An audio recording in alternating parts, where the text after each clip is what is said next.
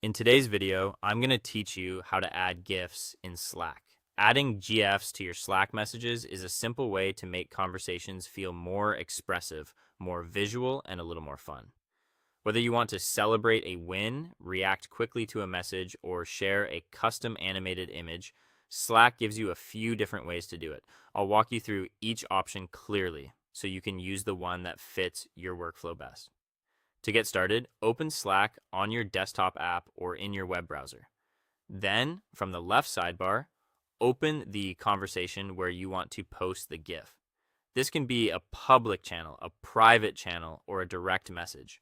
Once you're in the right place, click inside the message box so Slack knows where you want to type or add media. One of the easiest methods is using Slack's built-in media tools. At the bottom right area of the message composer, click the smiley face icon, which opens the emoji and media panel. When that panel appears, look for the GIF section or tab, open it, then type a search term that matches the reaction or feeling you want to share, like celebration, coffee, or something similar.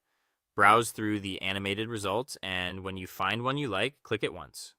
Slack will place that GIF into your message area as an attachment, ready to send. If you already have a GIF saved on your device, you can upload it directly instead. Click the plus or attachment icon on the left side of the message bar and choose the option to upload from your computer.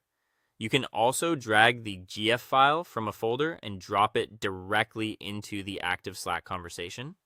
Once uploaded, it will appear in line as an attachment, so you can quickly confirm it's the correct file before sending. Another option is using the gifs command if that integration is enabled in your workspace. Inside the message field, type /giphy followed by a keyword or phrase that describes the kind of GIF you want, then press enter. Slack will generate a private preview card that only you can see at first. If the preview isn't quite right, use the shuffle button to load another option based on the same search. If you want to start over with a different phrase, click cancel and enter a new command.